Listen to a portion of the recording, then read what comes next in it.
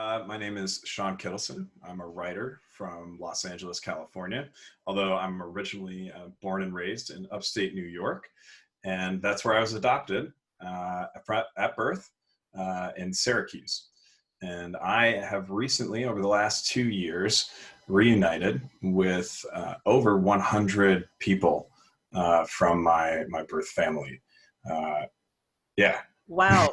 So so let's start by how did you decide what was I'll call it a trigger, or what was that spark that got you to decide to start looking for those 100 people that you ended up finding? So the spark was actually, it was about, I would say 8 or 9 years ago. My wife and I had moved out to California. We were working out here and thinking about starting a family of our own.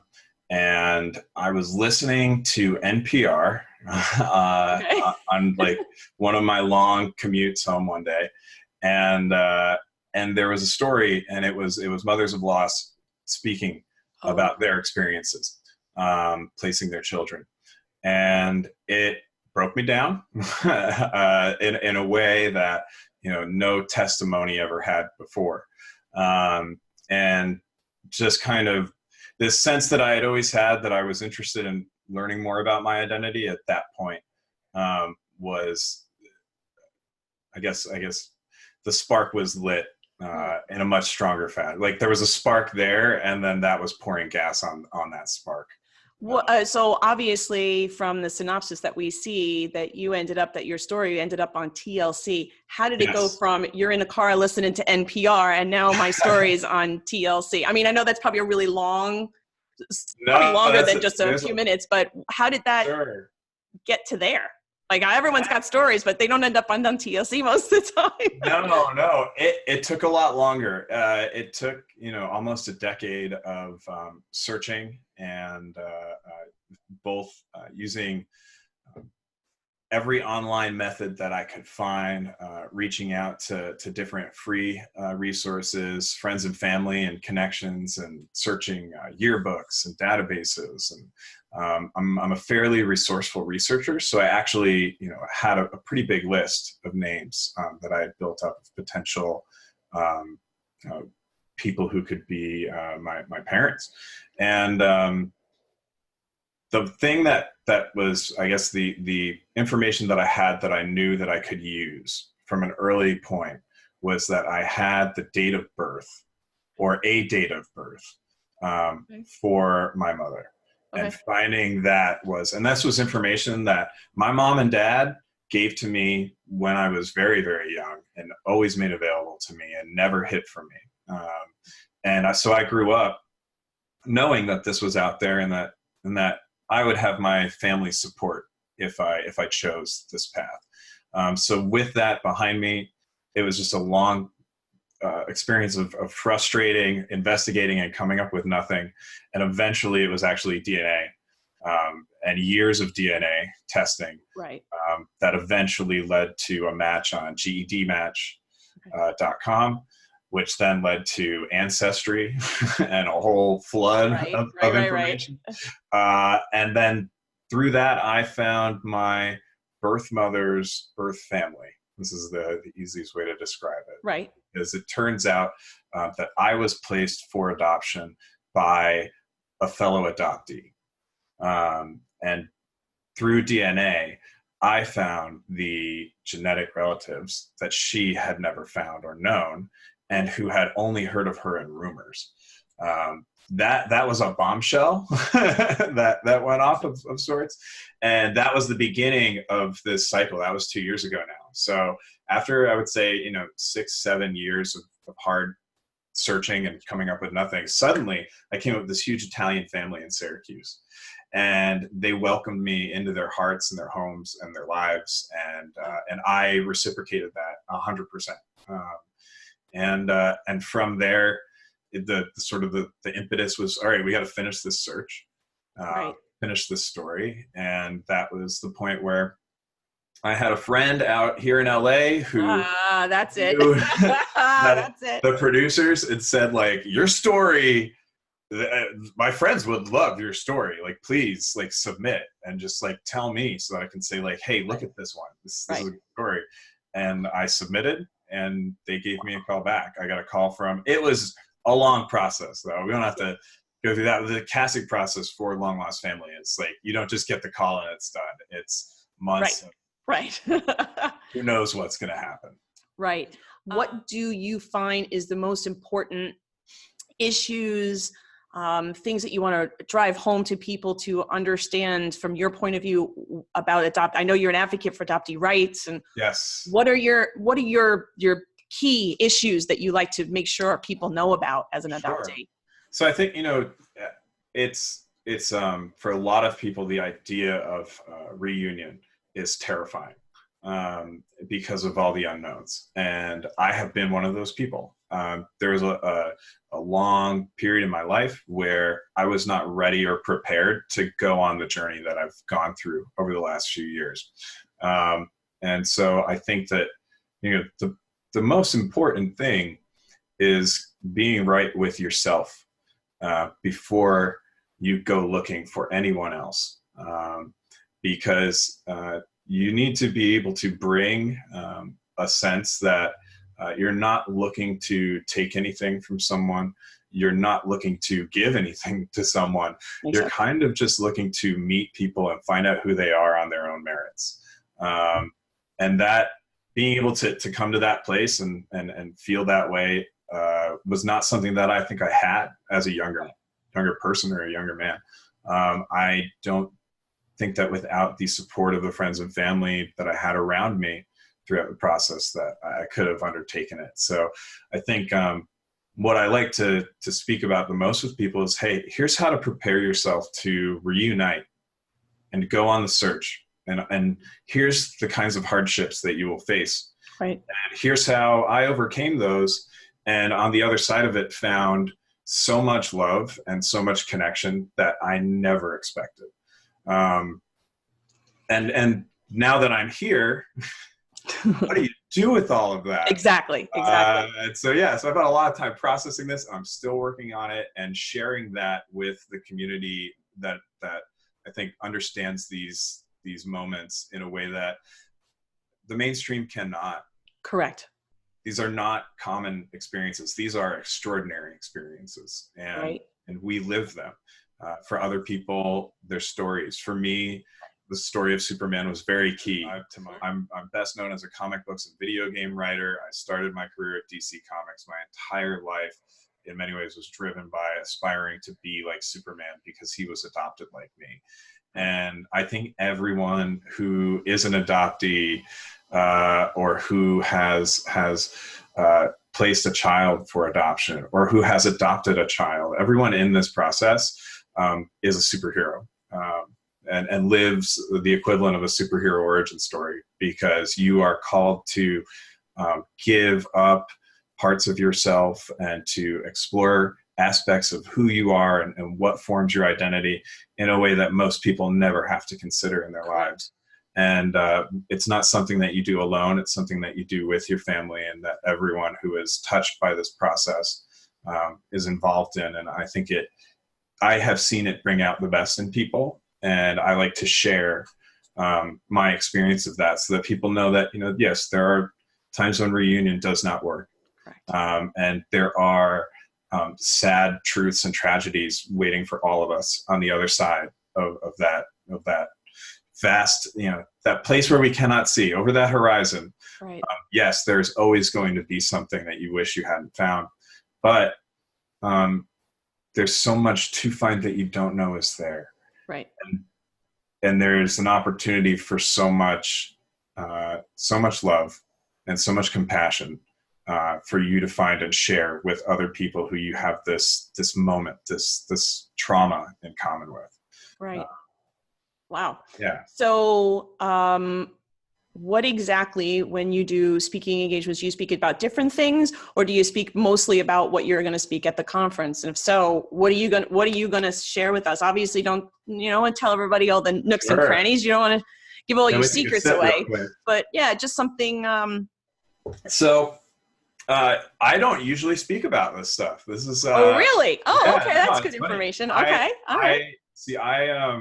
I usually am asked to speak about comic books and video games. Nice. And fun, and I guess almost frivolous things. But the way that I approach those frivolous things has always been through, I think, the lens of how do stories that we tell for entertainment or for other purposes, how do they affect us, and how do they impact us, and how do they change our lives? Right. And stories form the core of our identities. So I have spent my entire career as a writer and a creative executive trying to tell stories that will reach a broad audience of people and help them understand. And I think what I'm very excited about for this keynote is an opportunity to tell a smaller story, and a more personal story, with an audience of people who I know share so many of these emotions and have been through so many of these common experiences. And so for me, this keynote is an opportunity for us all to come together and reflect on what these journeys mean to us and what these journeys can mean for us going forward. Because reunion doesn't stop. Right. And that's the longer and broader message that I think everyone who has been through it understands, is that it's not a book that you read and then you put away. And you close it and you put it on the shelf and you're just like, I read that book once and now it's there. It's a book that you open, and then as you keep turning the pages, more pages start to form. Yeah. So what do we do with that? And I think that just being able to present my thoughts on that and present the journey that I've had, because I know it's funny to me.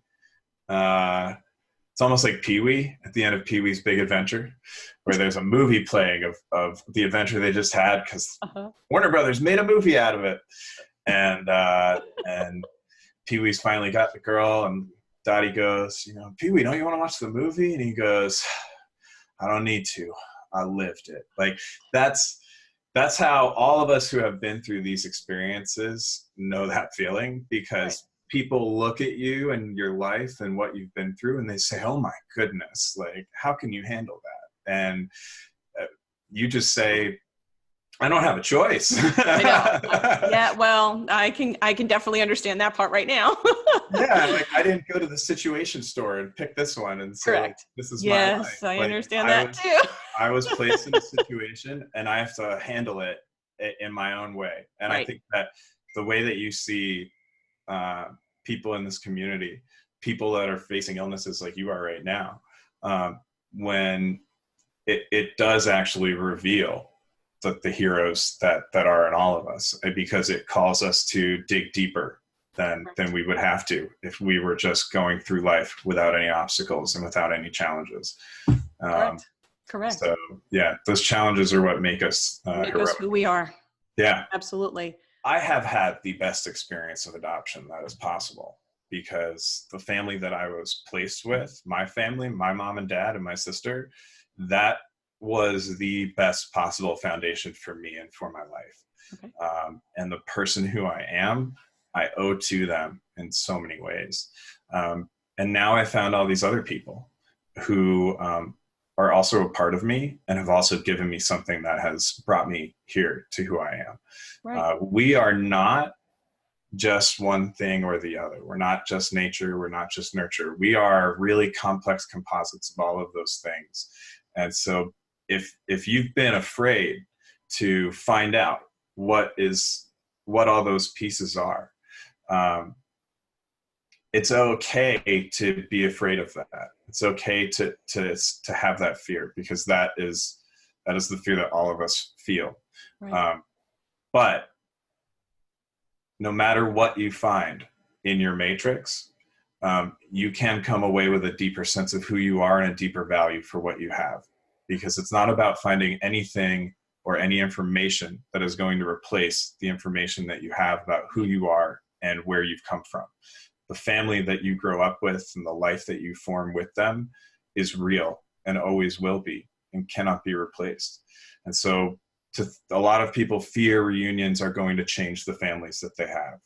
And I think that can happen if you're not paying attention. But if you are aware you can actually look at it as the family that you have and the family that you had. Okay.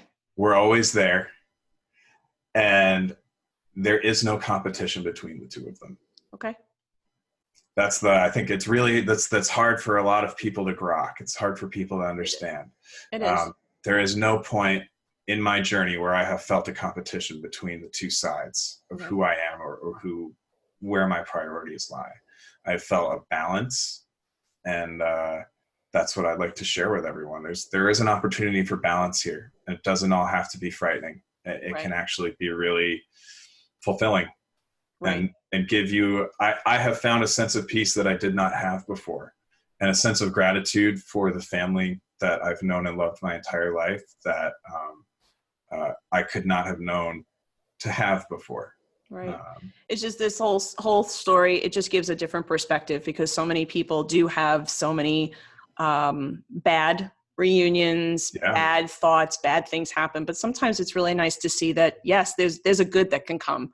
There is some positive that come. And it's all about perspective in my eyes. Everyone's got a different perspective. Everyone's coming from different places. And it's just good to show just different stories and learning from everybody. That's how I look at it. The only thing that any of us can control are our own intentions. And I have approached this process with a very profound sense of what my intention was going to be and why I was doing it. And it all goes back to that original NPR interview, because when I heard the stories of from Mothers of Loss, what broke me down was not just my sympathy for them and for their pain, but what broke me down was the realization that somewhere out there was a woman who every year on my birthday, when I cried, wondering who she was or who my birth father was, that maybe they were out there, and maybe instead of giving me up, they felt that they had lost me. And maybe I needed to find them and tell them that I'm okay. Right. That I wanted to thank them. You know, the thing that people don't understand when you say, like, you know, adoptees don't have the same rights as everyone else. Like, people don't get what you mean. You'll say, well, I don't have access to my original birth certificate. And people will say, well, like, why is that a big deal? Right. And because Superman has always been so important to me, the best way that I think about it is everyone's seen Superman the movie. And everyone knows that Superman, you know, when he's coming of age and before he puts on the suit and the cape for the first time, he goes to the Arctic and he throws the crystal in and he creates the Fortress of Solitude, and he goes inside and Marlon Brando is there as a hologram, and he says to him, like welcome, like, to the Fortress of Solitude, where all of the knowledge is here. What do you want to know? And all Superman wants to know is, who am I? Who am I? And can you imagine if Jor-El's response was, I'd love to tell you, but the state of New York has prevented me from sharing that information unless you have a court order. Like, that's great. That's the end of the movie right there. Oh, I'm sorry. He's standing there like, are you kidding me? I'm 30 years old. I mean, I can't have that information. No. And that is the outrage that I have felt for many years as someone who, I think it's very, very, very important, because many people don't realize when people are sharing it all of it, because people just kind of scroll by and it's Facebook and who cares, and it's just another article, and what's an OBC? I've got one. And then they realize, well, wait a minute, what do you mean there's an amendment? Oh, wait, that's right, I actually don't have. And then they start piecing it together and they realize they don't have the original. I mean, the New York laws are so screwed up that had I remained as a foster child and not been adopted, I believe that as a foster child, I would have had more access to my own records. Yeah, weird, right? Weird, right? Yeah. Which, again, it's like, this is all really all it comes down to. It doesn't affect anyone else but me and my family and the choices that we've all made. Right. And everyone has to be I actually met someone from the adoptees' rights at a conference once, and she was trying to explain to me that many people don't realize that with laws, that how they change, that even can make or break how your passport Yes. goes.